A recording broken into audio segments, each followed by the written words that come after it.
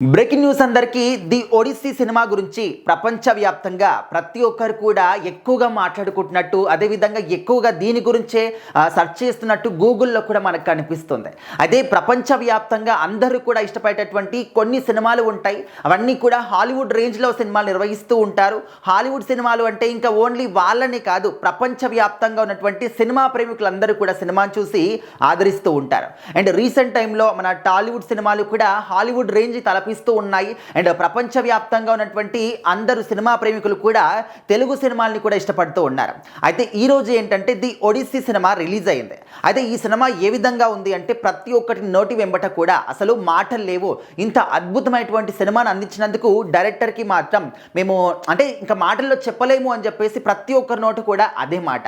అంటే అంత అద్భుతంగా ఏముంది ఈ సినిమాలో అంటే స్టోరీ వైడ్గా చూసుకుంటే ఒక యుద్ధం జరుగుతుంది. 10 సంవత్సరాలు అయినప్పటికీ కూడా ఆ ఒక రాజ్యానికి సంబంధించినటువంటి రాజు మాత్రం తిరిగి వాళ్ళ రాజ్యానికి తిరిగి రాడు.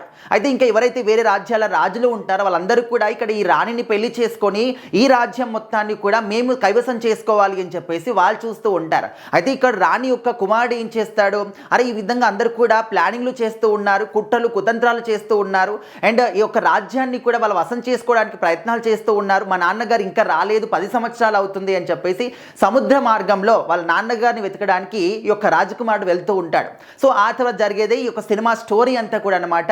సో ప్రతి క్షణం కూడా ఒక ఉత్కంఠ భరితంగా సినిమాలోని సీన్లన్నీ కూడా కనిపిస్తూ ఉంటాయి. అండ్ ఇంత అద్భుతమైనటువంటి స్టోరీని అందించినందుకు క్రిస్టోఫర్ నోలన్ గారికి కూడా చాలా చాలా ధన్యవాదాలు అని చెప్పేసి అందరూ కూడా ఇదే మాట చెప్తూ ఉన్నారు. సో ముఖ్యంగా ఈ మధ్యకాలంలో వచ్చినటువంటి ప్రతి ఒక్క సినిమా కూడా ఓన్లీ ఒక టైప్ ఆఫ్ ఆడియన్స్ని మాత్రమే ఎంటర్టైన్ చేసే విధంగా కనిపిస్తూ ఉన్నాయి. ఇప్పుడు కామెడీ సినిమాలు వస్తే కామెడీ సినిమాలు ఇష్టపడే వాళ్ళు ఉంటారు. అదేవిధంగా ఫ్యామిలీ ఆడియన్స్ ఇష్టపడే ఫ్యామిలీ స్టోరీస్ ఇష్టపడుతూ ఉంటారు. కొంతమంది లవ్ స్టోరీస్ కావచ్చు, రొమాంటిక్ స్టోరీస్ కావచ్చు, యాక్షన్ సీన్స్ కావచ్చు, ఈ విధంగా ఒక్కొక్క స్టోరీని మాత్రమే తీసుకొస్తూ ఉంటారు. కానీ హాలీవుడ్ సినిమాలు ఏంటంటే ఇంకా ప్రతి ఒక్కరు కూడా ఎంటైన్గా అదేవిధంగా క్యూరియాసిటీతో చూసినటువంటి సినిమాలు వాళ్ళు తీస్తూ ఉంటారనమాట. సో ఆల్రెడీ మనందరికీ కూడా తెలుసు క్రిస్టోఫర్ నోలన్ గారు అంటే ఇప్పటివరకు తీసినటువంటి ప్రతి ఒక్క సినిమా కూడా బ్లాక్ బస్టర్ అనమాట. ఆయన సినిమా వచ్చిందంటే బాక్స్ ఆఫీస్ అంతా కూడా కలకల్లాడుతుంది, కలెక్షన్ల వర్షం కురిపిస్తూ ఉంటుంది.